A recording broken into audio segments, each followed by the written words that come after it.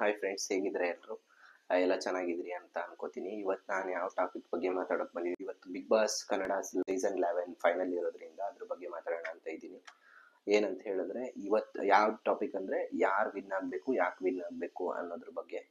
ಯಾರು ವಿನ್ ಆಗಬೇಕು ಅಂತ ಹೇಳೋದಕ್ಕಿಂತ ಮುಂಚೆ ಒಂದೆರಡು ಟಾಪಿಕ್ ಕವರ್ ಮಾಡ್ಕೊಂಡು ಆಮೇಲೆ ಯಾರು ವಿನ್ ಆದರೂ ಒಳ್ಳೇದು, ಯಾರಿಗೆ ಎಲಿಜಿಬಿಲಿಟಿ ಇದೆ ಅಂತ ಹೇಳಿ ನೋಡೋಣ. ಫಸ್ಟ್ ಧನ್ರಾಜ್ ಎಲಿಮಿನೇಷನ್ ಬಗ್ಗೆ ಮಾತಾಡೋಣ. ಮಿರರ್ ನೋಡ್ಕೊಂಡು ಆ ಟಾಸ್ಕ್ ನ ಬೇಗ ಬೇಗ ಮುಗಿಸಿದ್ರು ಅಂತ ಹೇಳಿ ಅವ್ರು ಆ ಕಾರಣದಿಂದ ಅವ್ರು ಎಲಿಮಿನೇಷನ್ ಮಾಡಿದ್ರಲ್ಲ, ನಿಜ ಹೇಳ್ಬೇಕಂದ್ರೆ ಅದು ವ್ಯಾಲಿಡ್ ರೀಸನ್ ಆಗಿರ್ಲಿಲ್ಲ. ಯಾಕಂದ್ರೆ ಅಲ್ಲಿ ಬಿಗ್ ಬಾಸ್ಗೆ ಗೊತ್ತಿತ್ತು ಅಲ್ಲಿ ಎದುರುಗಡೆ ಮಿರರ್ ಇದೆ, ಆ ತರ ಟಾಸ್ಕ್ ಇಟ್ಟರೆ ನೋಡ್ಕೊಂಡು ಮಾಡ್ತಾರೆ ಅಂತ. ಅಪಾರ್ಚುನಿಟಿ ಸಿಕ್ತು, ಅದನ್ನ ಸ್ಟ್ರಾಟಜಿ ತರ ಬಳಸಿ ಅವರು ಅಪಾರ್ಚುನಿಟಿನ ಯೂಸ್ ಮಾಡ್ಕೊಂಡು ಅವರು ಬೇಗ ಬೇಗ ಟಾಸ್ಕ್ ಮುಗಿಸಿದ್ರು. ಆ ರೀಸನ್ಗೋಸ್ಕರ ಧನರಾಜನ್ ಎಲಿಮಿನೇಟ್ ಮಾಡಿರೋದು ನಿಜ ಹೇಳ್ತೀನಿ, ನನಗಂತೂ ಅದು ಸರಿ ಅನ್ಸಿಲ್ಲ. ಮತ್ತೆ ಇನ್ನ ಭವ್ಯ ಬಗ್ಗೆ ಮಾತಾಡೋದಾದ್ರೆ, ನಿನ್ನೆ ಎಲಿಮಿನೇಟ್ ಆದ್ರು ಭವ್ಯ ಅವರು. ಭವ್ಯ ಎಲಿಮಿನೇಟ್ ಆಗಿರೋದು, ಯಾರ್ಯಾರು ಬಿಗ್ ಬಾಸ್ ನೋಡ್ತಿದ್ರಲ್ಲ ಅಟ್ಲೀಸ್ಟ್ ಒಂದು 50% ಜನಕ್ಕೆ ನಿಜ ಹೇಳ್ತೀನಿ ಖುಷಿಯಾಗಿರುತ್ತೆ ಭವ್ಯ ಎಲಿಮಿನೇಟ್ ಆಗಿರೋದ್ರಿಂದ. ನನಗೂ ಖುಷಿ ಆಯ್ತು, ನಾನು ಭವ್ಯ ಎಲಿಮಿನೇಟ್ ಆಗಿರೋದನ್ನ ಖುಷಿ ಪಟ್ಟು. ನನ್ನ ಪ್ರಕಾರ ಏನಂದ್ರೆ ಹನುಮಂತು ವಿನ್ ಆಗ್ಬೇಕು. ಬರೀ ಹಳ್ಳಿಯಿಂದ ಬಂದಿದ್ದಾನೆ ಅಂತ ಆ ರೀಸನ್ಗೋಸ್ಕರ ಅಲ್ಲ, ಹನುಮಂತುಗೆ ಟ್ಯಾಲೆಂಟ್ ಇದೆ.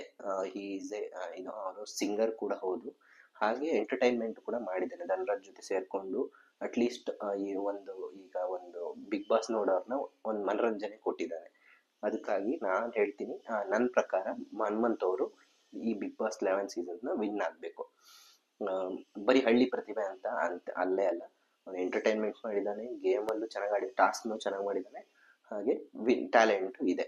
ಮತ್ತೆ ನೆಕ್ಸ್ಟ್ ರಜತ್ ಅವ್ರ ಬಗ್ಗೆ ಮಾತಾಡೋಕೆ ಹೋದ್ರೆ, ರಜತ್ ಸುರೇಶ್ ಅಣ್ಣಂಗ್ ಸಡೆ ಅಂತ ಹೇಳಿರೋದು, ಮತ್ತೆ ಹನುಮಂತು ಹತ್ರ ಕಾಲು ಹೊತ್ತು ಶಿಷ್ಯ ಅಂತ ಹೇಳೋದು, ಅದೆಲ್ಲ ನಿಜ ಹೇಳ್ಬೇಕಂದ್ರೆ ದುರಹಂಕಾರದ ಪರಮಾವಧಿ. ಯಾವುದೇ ಕಾರಣಕ್ಕೂ ರಜತ್ ವಿನ್ ಆಗ್ಬಾರ್ದು. ರಜತ್ ವಿನ್ ಆದ್ರೆ ನನ್ ಬಿಗ್ ಬಾಸ್ ವ್ಯಾಲ್ಯೂನೇ ಹೋಗ್ಬಿಡುತ್ತೆ ನನ್ನ ಪ್ರಕಾರ. ಅದಕ್ಕೆ ನಾನು ಹೇಳ್ತಿರೋದು ಹನುಮಂತುಗೆ ವಿನ್ ಮಾಡಿಸ್ಬೇಕು. ವಿನ್ ಆಗ್ತಾನೆ, ನನ್ನ ಪ್ರಕಾರ 100% ಹನುಮಂತು ವಿನ್ ಆಗ್ತಾರೆ. ತ್ರಿವಿಕ್ರಮ್ ಹೇಗೆ ಅಂದ್ರೆ, ನೆಕ್ಸ್ಟ್ ರಜತ್ ಆದ್ಮೇಲೆ ತ್ರಿವಿಕ್ರಮನ್ ಬಗ್ಗೆ ಮಾತಾಡೋದಾದ್ರೆ, ತ್ರಿವಿಕ್ರಮ್ ಹೇಗೆ ಅಂದ್ರೆ, ಈ ಭವ್ಯ ಸಪೋರ್ಟ್ ಇತ್ತು ಮತ್ತೆ ರಜತ್ ಸಪೋರ್ಟ್ ಇತ್ತು ಅಂತ ಹೇಳ್ಕೊಂಡು ಮಂಜಣ್ಣನ ಮೇಲೆ ಅವ್ರದ್ದೇನಿದ್ರು ಪೌರುಷ ತೋರ್ಸಕ್ ಹೋಗೋದು. ಪಾಪ ರಜತನ ಎದುರುಗಡೆ ಏನೂ ಇರ್ಲಿಲ್ಲ ತ್ರಿವಿಕ್ರಮ್ದು. ಆಟ ಏನೋ ಆಡ್ಬೋದು, ಆದ್ರೆ ಒಂಥರ ಕನ್ನಿಂಗ್ ಬುದ್ಧಿ ಅಂತ ಹೇಳ್ಬೋದಲ್ಲ, ಅದು ನಮ್ ತ್ರಿವಿಕ್ರಮ್ ಹತ್ರ ಜಾಸ್ತಿ ಇತ್ತು. ಅವರು ಅಷ್ಟೇ ಯಾವುದೇ ಕಾರಣಕ್ಕೂ ವಿನ್ ಆಗ್ಬಾರ್ದು. ಮತ್ತಿನ್ ಮೋಕ್ಷಿತ, ಏನೋ 10-12 ವರ್ಷದ ಹಿಂದೆ ಅವ್ರೇನೋ ಮಕ್ಕಳನ್ನೆಲ್ಲ ಕಿಡ್ನಾಪ್ ಮಾಡಿದ್ರು ಅಂತ ಒಂದು ವಿಡಿಯೋ ವೈರಲ್ ಆಯ್ತು. ಅದು ಎಷ್ಟರ ಮಟ್ಟಿಗೆ ನಿಜ ಅಂತ ಗೊತ್ತು. ಮೋಕ್ಷಿತ ಕಡೆಯಿಂದ ಯಾವುದೇ ಎಂಟರ್ಟೈನ್ಮೆಂಟ್ ಅನ್ನೋದು ಇರಲಿಲ್ಲ, ಏನ್ ಸ್ಟ್ರಾಟಜಿ ಅನ್ನೋದಿಲ್ಲ, ಟಾಸ್ಕ್ ಅಲ್ಲೂ ಏನು ಅಷ್ಟೇನು ಇರಲಿಲ್ಲ.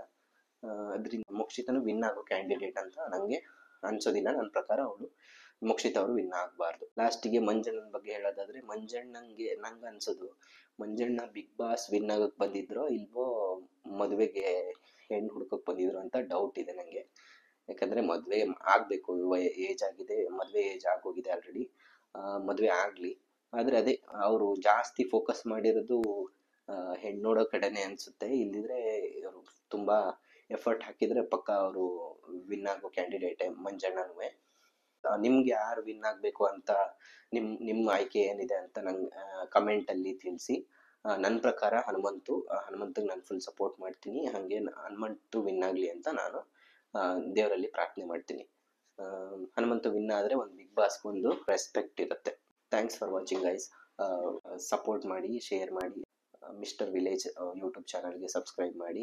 ನಾನು ಈ ಟಾಪಿಕ್ ಏನಕ್ಕೆ ಚೂಸ್ ಮಾಡಿದೆ ಅಂತ ಹೇಳಿದ್ರೆ, ಇದು ಹಳ್ಳಿಯವರು ಬಿಗ್ ಬಾಸ್ನ ಮ್ಯಾಕ್ಸಿಮಮ್ಮು ಹಳ್ಳಿಲೇ ಜಾಸ್ತಿ ನೋಡೋದು. ಅದಕ್ಕೋಸ್ಕರ ನಾವು ನಮ್ಮ ಮನೇಲೂ ಎಲ್ಲ ನೋಡ್ತಾರೆ, ನಮ್ಮ ಅಪ್ಪ ಅಮ್ಮ ಎಲ್ಲ. ಅವರಿಗೆಲ್ಲ ಫೇವ್ರೇಟ್ ಯಾರಂದ್ರೆ ಹನುಮಂತು. ಅವನು ಹೆಂಗಂದ್ರೆ ನ್ಯಾಚುರಲ್ ಆಗಿ ಬಿಹೇವ್ ಮಾಡ್ತಿದ್ದ, ಏನೋ ಒಂದು ಬಿಹೇವಿಯರಲ್ ಚೇಂಜಸ್ ಏನೋ ನಮಗೆ ಕಾಣಿಸ್ತಾ ಇರಲಿಲ್ಲ. ನಮ್ಮ ಅಪ್ಪ ಅಮ್ಮಂಗೆಲ್ಲ ತುಂಬಾ ಇಷ್ಟ ಅವನಂದ್ರೆ. ಅದಕ್ಕೆ ಅಂತ ಹೇಳ್ತಿದ್ದೀನಿ, ನಂಗೆ ಹನುಮಂತು ವಿನ್ ಆಗಬೇಕು. ನಿಮ್ಮ ಆಯ್ಕೆ ಯಾರಂತ ನೀವು ಹೇಳಿ, ಕಮೆಂಟ್ ಬಾಕ್ಸಲ್ಲಿ ಹೇಳಿ. Thank you so much guys. Bye.